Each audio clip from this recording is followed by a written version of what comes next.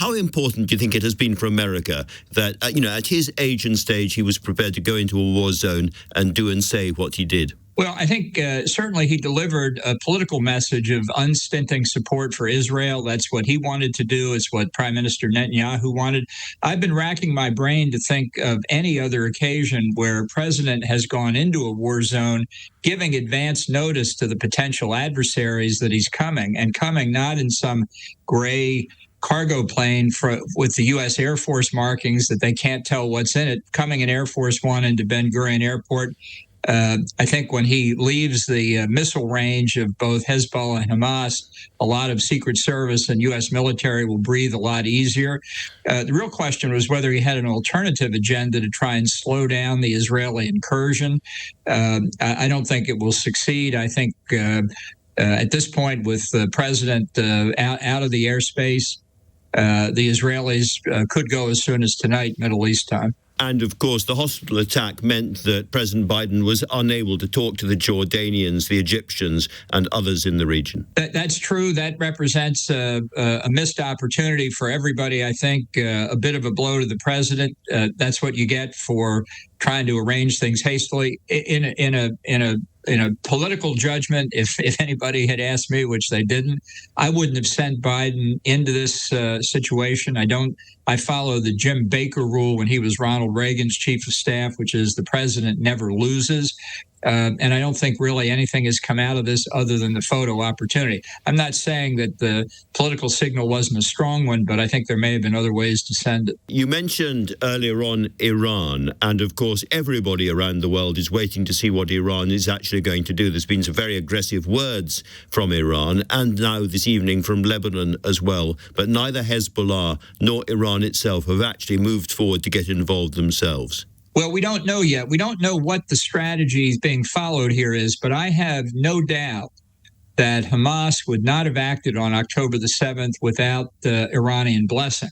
Now, maybe political leaders in Iran didn't know. Maybe political leaders in Hamas didn't know, because the real actors here are the Revolutionary Guards in Iran and the military wing of Hamas. So political leaders may have been surprised, but that's not where the game is.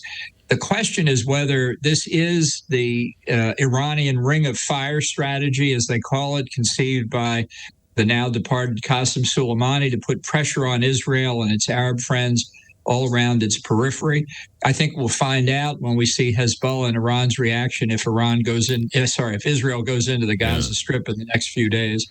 Now, if Hezbollah does attack Israel from the north, how close do you think that makes the United States and Iran engaging directly themselves? Well, my view is that Iran has already engaged Israel. I think what happened on October 7th was an Iranian attack on Israel through its agent, through its surrogate, Hamas. I think the fact that Biden has sent 2 aircraft carrier battle groups to the Eastern Mediterranean, the Ford and the Eisenhower, indicates he wants military power available to protect Israel or whatever the case may be, and as a signal to Iran not to mess around. The key judgment is, do the mullahs in Tehran think that Biden is going to fold on this or not? If they think they see weakness, I'm very worried it could escalate further. And while you've got those 2 carrier fleets just off the coast of Israel, in your view, does that make it virtually impossible for Hezbollah to mount a successful attack on Israel?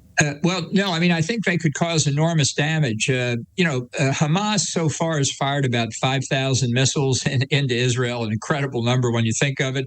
It's put an enormous burden on on Israel's missile defense system. Estimates of Hezbollah's missile arsenal range up to 150,000 missiles. Now, even if it's not that high, it's far greater than what Hamas had. And some of them are Iran's more sophisticated missiles capable of hitting Tel Aviv and Jerusalem. So there could be high civilian casualties in Israel, notwithstanding the U.S. presence there. I think everybody is worrying about the possibility of this escalating into a major regional and perhaps more than regional war. What needs to be done, in your view, to ensure that does not happen? Well, I'm not sure we can ensure it won't happen. I think Israel is entitled to strike back at Hamas, not just in retaliation for the attack, but to eliminate the threat. People are allowed to try to live in peace and security. And I think until Hamas and Hezbollah are eliminated, Israel can't do that.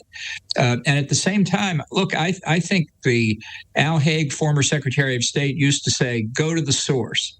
And the source of this instability and threat in the Middle East is in Tehran. So I think you'll have peace in the Middle East, or a chance for peace, when there's a new government in Tehran. And if the Iranians want to force this on Israel, I think Bibi Netanyahu is just the prime minister to say, game on. So you think war between Israel and Iran is not unthinkable, possibly even probable in this situation? Well, it's not unthinkable. Iran started this. Iran caused Hamas, or at least acquiesced in Hamas, killing Israeli civilians in a barbaric way.